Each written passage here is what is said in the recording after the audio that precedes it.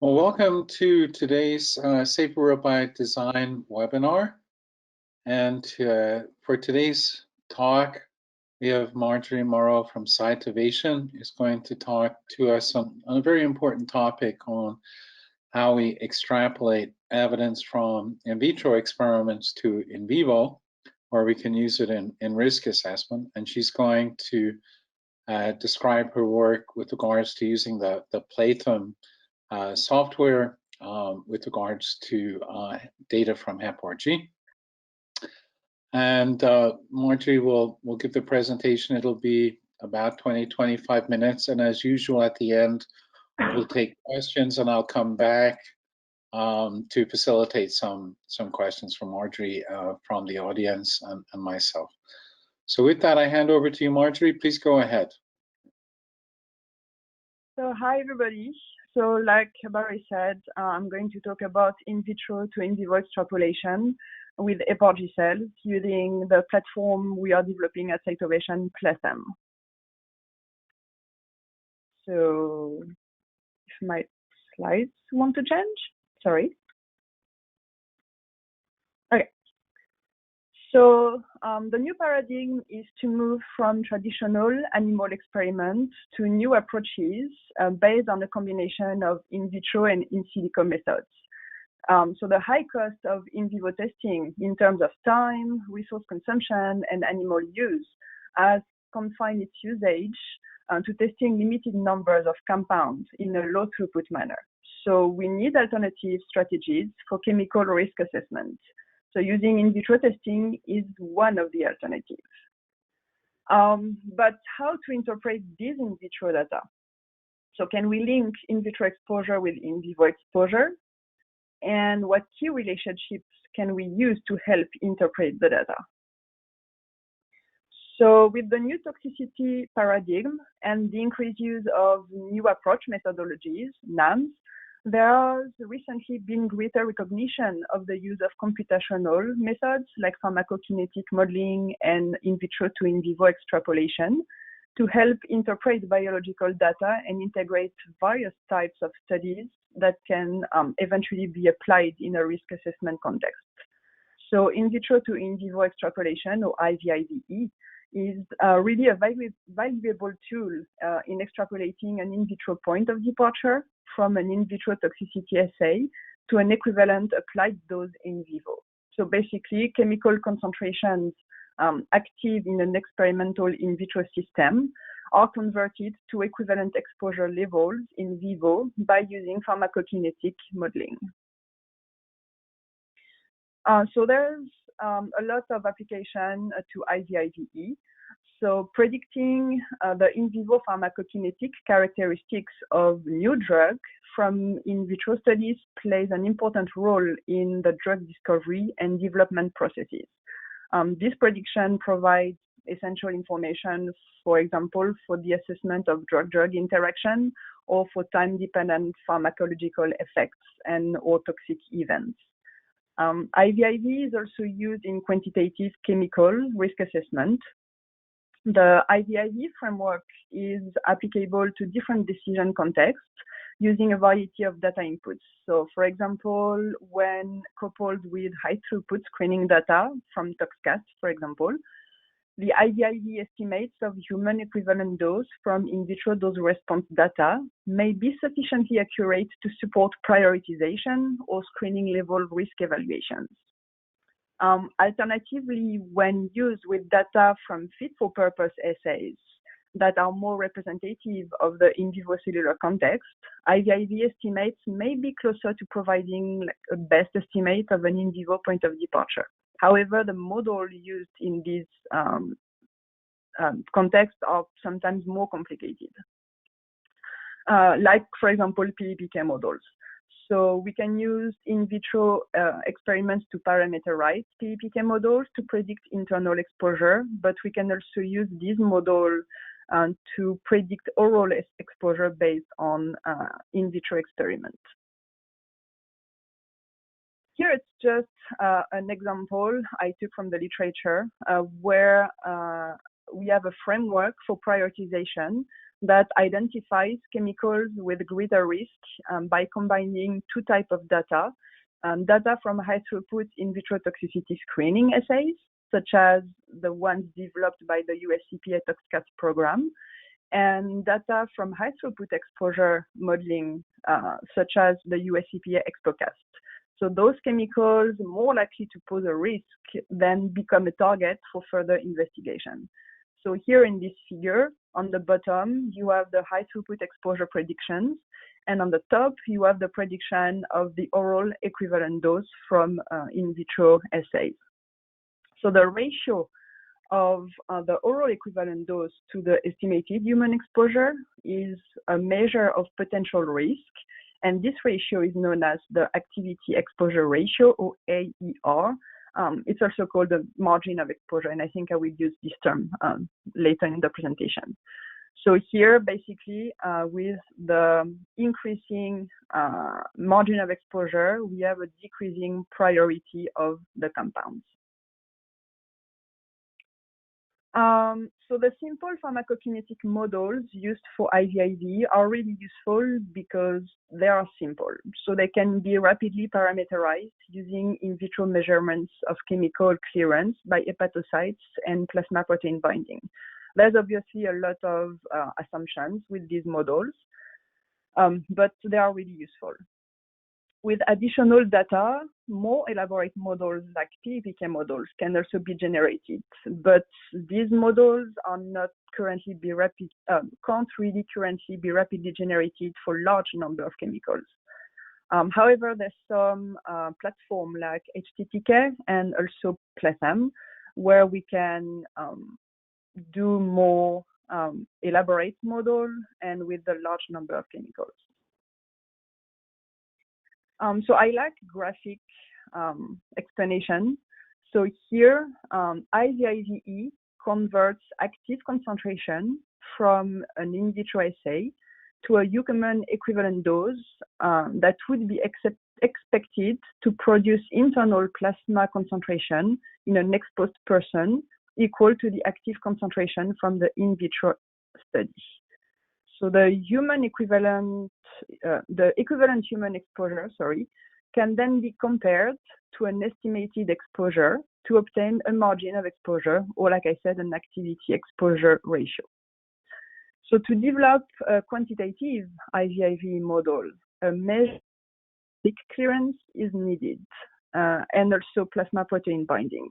This value of hepatic clearance can usually be obtained from measurements of in vitro intrinsic clearance that are extrapolated to in vivo clearance rates within the IVIVS model, which is the in vitro to in vivo scaling model. So first, let's take a look at the in vitro to in vivo scaling of the intrinsic clearance with HepaRG cells. So HepaRGs are a unique and well-established hepatic cell system able to produce mature human hepatocytes from hepatic progenitor cells. These cells are derived from a human hepatocellular carcinoma, and they have unique features that make them a really attractive system for mimicking in vivo metabolism and toxicology evaluations. And that's why they are a good surrogate to primary human hepatocytes. So how do we do the scaling? So we need scaling factor to translate the in vitro intrinsic clearance to an in vivo intrinsic clearance. And there's various in vitro systems that are available depending on the experiments that are conducted. In our case, HepaRG are really similar to hepatocytes. So today we are just going to talk about the orange line and the scaling of hepatocytes to a whole body. So usually the units of the system are in per million cells. So we need a scaling factor, which is called as HPGL, or hepatocellularity per gram liver, and the liver weight to translate this intrinsic clearance into in vitro into an in vivo intrinsic clearance. So it's just a biological scaling of the enzyme content. So from a rate of metabolism that is in product per time per unit enzyme, we just want a rate of metabolism in that is a product per time per whole body. So the equation that we can use for that is just multiplying our intrinsic clearance here in vitro, which is in this example in liter per hour per million cells, by the hepatocellularity, which is in million cells per gram liver, multiplied by the liver weight. And then because we are working with HepaRG cell, we are going to use a ratio of the average of volumes of primary human hepatocytes and HepaRG cell. And this is just basically to allow for different volumes of primary human hepatocytes and HepaRG cells. So now, when we look back at the figure, let's take a look now at the in vitro to in vivo extrapolation. So when the intrinsic clearance and the end-bound fraction values are determined, a simple equation can be used to estimate the steady state blood concentration. And this is coming from the approach developed by Barbara Wetmore and al. So this equation is based on a constant uptake of daily dose from the gut, and where we assume 100% bioavailability. And we also consider both renal and hepatic clearance. So you can see in this equation the term GFR times FUB represents the renal clearance of unbound parent compounds in blood by glomerular filtration. So GFR is the glomerular filtration rate, and FUP is the unbound fraction in plasma. The other term on the right is the hepatic metabolism, where QL is the blood flow to the liver. This standard description of clearance from blood by liver metabolism, where binding is blood, is assumed to limit metabolism.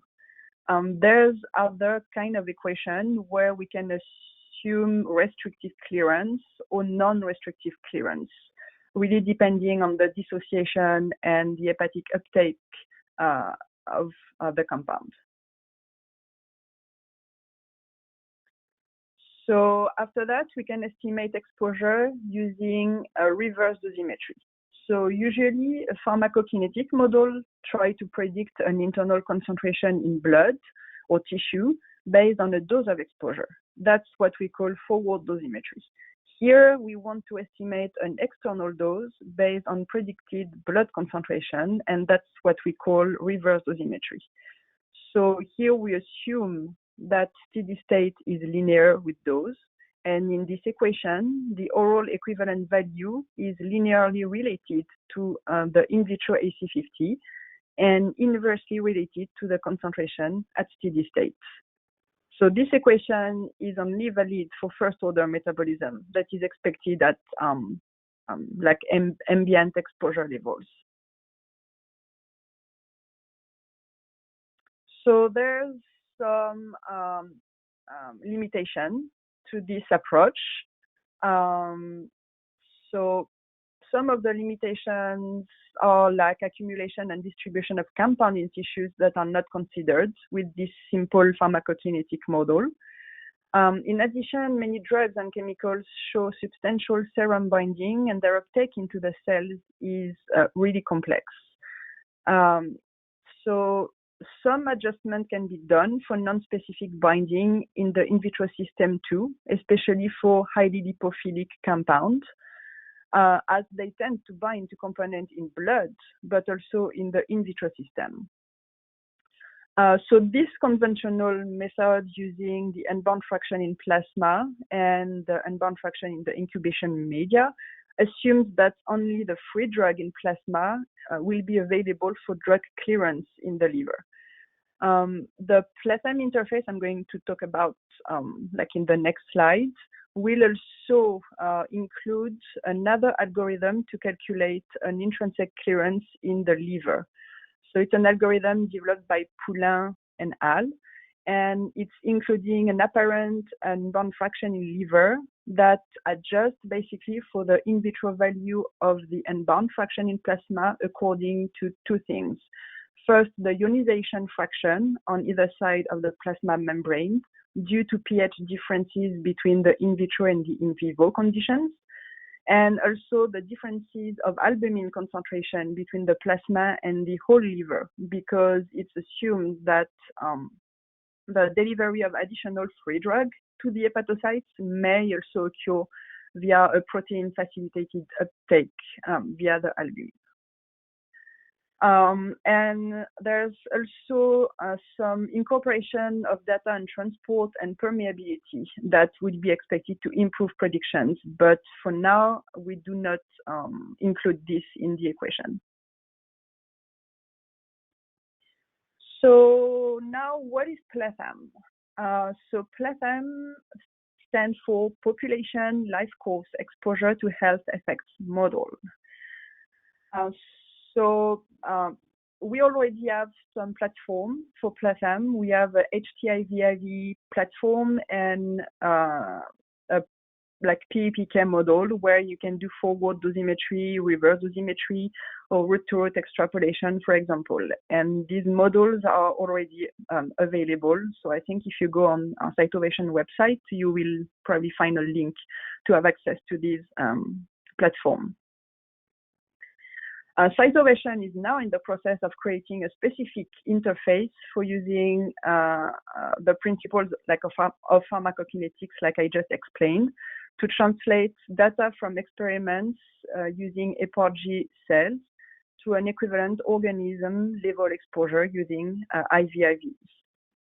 So this graphical interface uses metabolic clearance derived from HepaRG cells to estimate an intrinsic clearance in a whole organism, whole person. The PLATHAM interface will also have the option of still using hepatic cells, or also subcellular fraction like microsome and cytosol. The interface also extrapolates in vitro measures of bioactivity estimated in HepaRG cells exposed to chemicals into an equivalent applied dose in vivo. So the interface will basically do in vitro to in vivo scaling for the metabolism and in vitro to in vivo extrapolation to extrapolate your in vitro assay in HepaRG cells into an equivalent applied dose in vivo. So this is how the interface will look like. So all the figures I'm going to show you now are based on the HepaRG platform that we already have. So the new platform for HepaRG cells will be like pretty similar with just a few adjustments for HepaRG cells. So here you will have the possibility of importing chemicals. When you will click on add a new row, you will be able to create your first simulation, and you will be able to create as much simulation as you want with the same chemical but different point of departure or different chemicals. It depends on what you have available. So when you click on add a new row, you will have different parameters that you can input. So first, you will have physiological and chemical parameters where you can give a name to your simulation and a name to your chemical. If you have some environmental exposure data, you can input it here.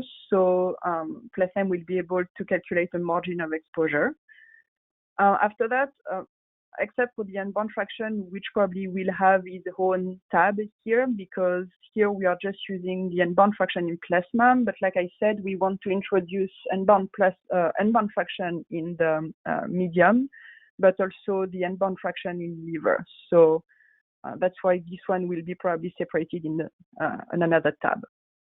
All the other parameters here will be pre-populated because it's physiological parameters. So it will be for human male individual. Obviously, you will be able to change this parameter because here the body weight is more for North American white male. I'm pretty sure that if we have people in Europe, the mean body weight used in Europe is less. So it will be pre-populated, but you will be able to change it. After that, when you click on in vitro point of departure, you can input your in vitro point of departure from your HepaRG cell assay, and you can choose your units. For the HepaRG type, I'm not showing it, but here it will be for oral exposure, and we will have also some classic equation for inhalation. So the equation for doing IVIVE I show you will be a little bit different for inhalation because it will just take into account the blood-air partition coefficient, but I did not talk about it today. For the hepatic clearance, you will still have the option to do subcellular clearance, S9 fraction, or whole hepatocyte clearance. You will just have another option for HepaRG cells, HepaRG clearance. Here, as an example, I chose to show you the whole hepatocyte clearance. When you click on it, you have the the hepatocellularity. And here you can input your hepatocyte intrinsic clearance with your units. So when you, I did not show you here, but you can also choose to have renal clearance or not. So when you click on renal clearance, you will just have the GFR in human.